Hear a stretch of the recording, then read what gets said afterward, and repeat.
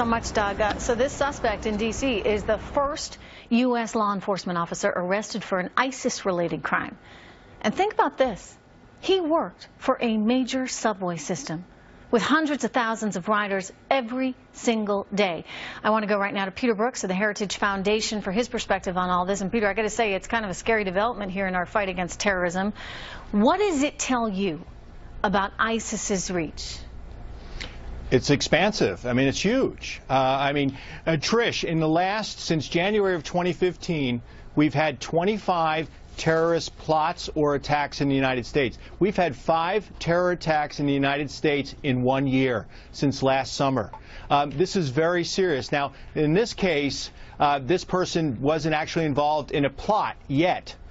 He had some associations in the past with some bad actors. We don't know what he was going to do in the future, and the FBI saw him violate the law by giving material support. But we are not out of the woods in terms of this terrorist threat that we face from ISIS. One of the things that Josh Earnest brought up there was that social media has a big impact on these people. Sure. This guy who clearly was demented. I mean, you saw some of the things, torturing small animals, etc., that he engaged in the past. He then converted to Islam, and he effectively found a home in Islam and the teachings of ISIS that they are putting out there online.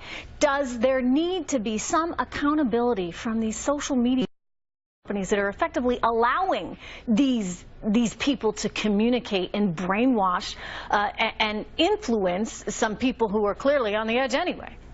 Well, I'm going to leave that up to the lawyers. It sounds more legal than I probably have the expertise to talk about. But you're right to be concerned about the possibility of radicalization and recruitment over the Internet. Of those 25 cases I mentioned since January 2015, 21 of those related to ISIS, and every one of those 25 were homegrown. They didn't go to Syria or Iraq and come back. So we have a real problem, and a lot of these people were influenced by the ideology, where they were inspired by the ideology, and a lot of that came over the Internet. Now, the Pentagon has started going after ISIS on its cyber capabilities, but at one point, Trish, they were putting out 200,000 pieces of social media a day. It's terrifying and it's incredible. Yes. And you think about, 30 years ago, something like this could not have happened, could not have existed because the communication simply wasn't there, and now it is today.